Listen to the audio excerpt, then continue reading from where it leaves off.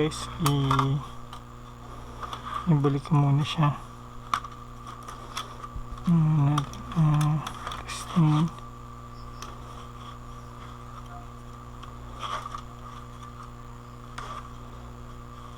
Pero huwag nalagyan ng tornilyo.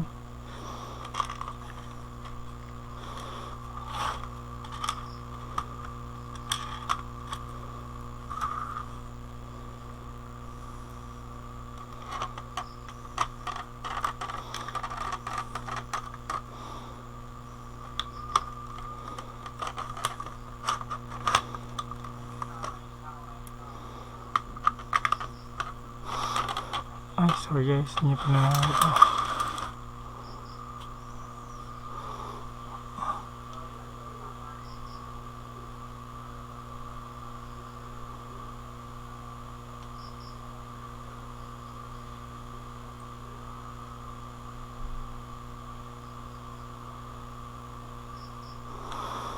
Hop, balik muna natin.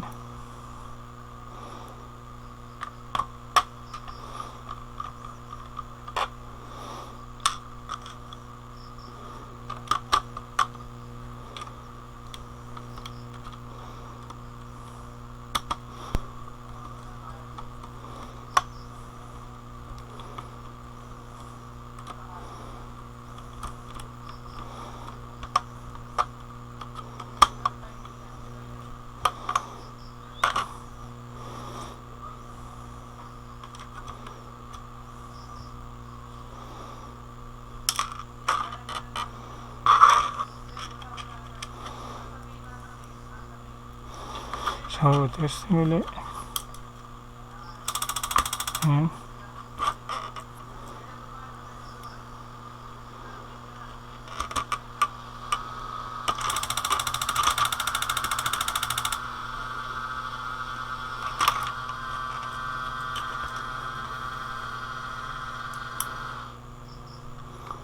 Ayan guys, so testing. Ayan, may power na siya. Nice. Open. Close. Okay. Kapit muna natin.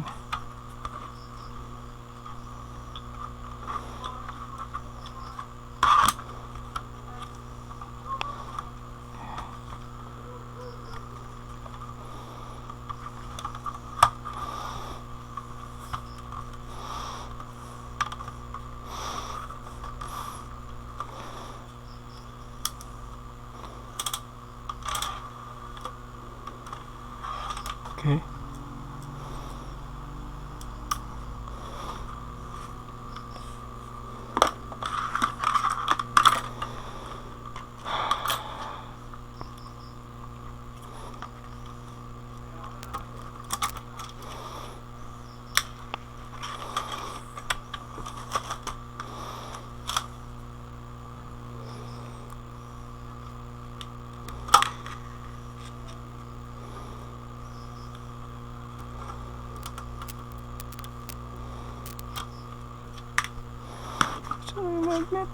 Magnet.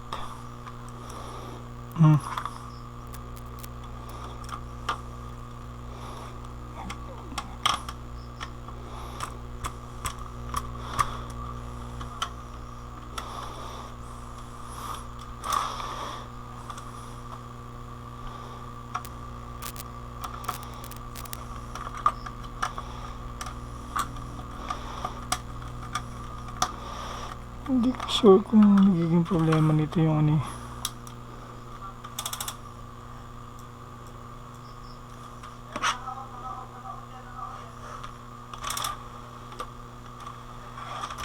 Okay.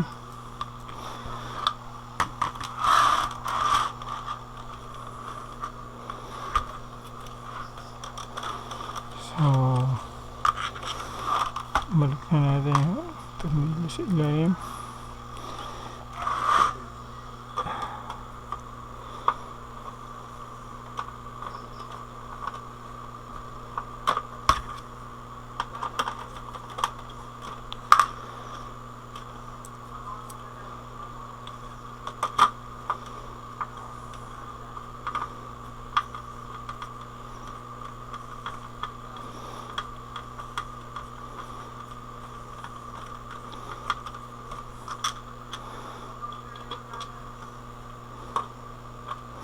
actually guys,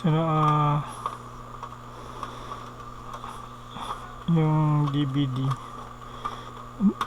pag mga power supply, madali lang naman siya ayusin.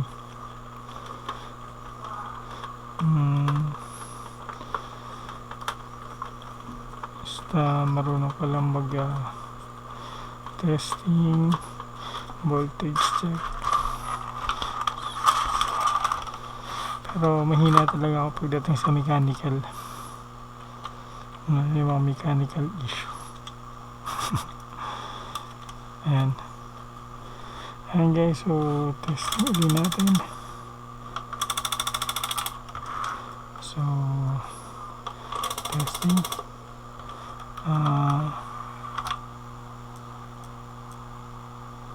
Wala tayong DVD na pan-testing dito eh. So yung may-ari na lang natin pa-testing natin. Kapitbahay na naman siya dito, so siya na lang mag-testing nito. Okay, kasi may gagawin pa tayo sunod. Okay, so recap pala ang naging problema nito. Ito yung dalawang capacitor, filter capacitor. Ito. So actually apat na capacitor yung pinalitan ko. So isang 1000, isang 2200, tapos isang 104, dalawang 104 pa, ceramic. Okay, so lahat yan nandito sa may power supply. So ito yon sa dalawa. So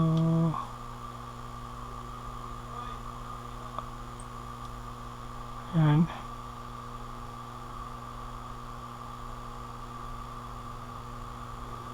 And so dito siya banda.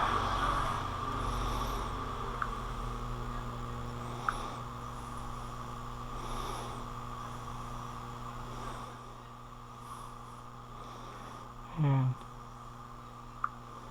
So ito yung pinilitan ko. Ayan, 2200, tapos ito yung dalawang capacitor na to. So yan yung 104.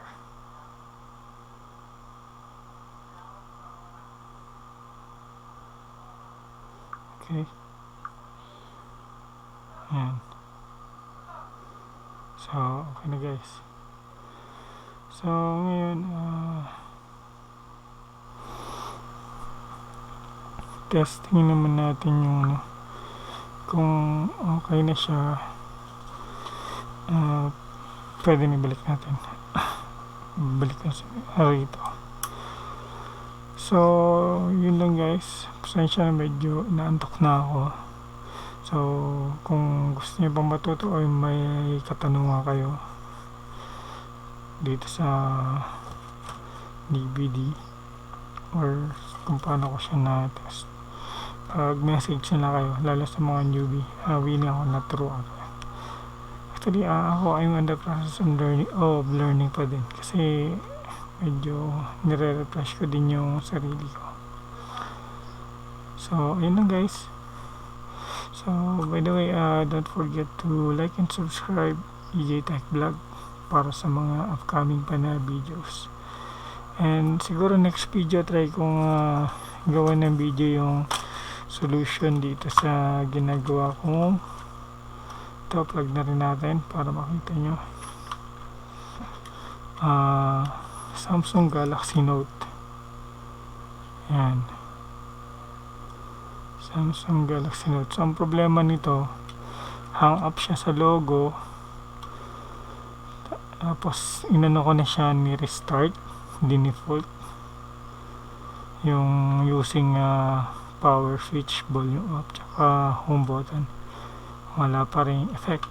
Tapos in-reheat ko na din siya at 300 degrees, kaso wala talaga. So meron pa ako siyang gagawin, so hopefully yung last na gagawin ko gumana na siya. So yung mga gustong malaman kung paano solution dito guys, abangan nyo na lang sa next na video. Okay, so thanks for watching.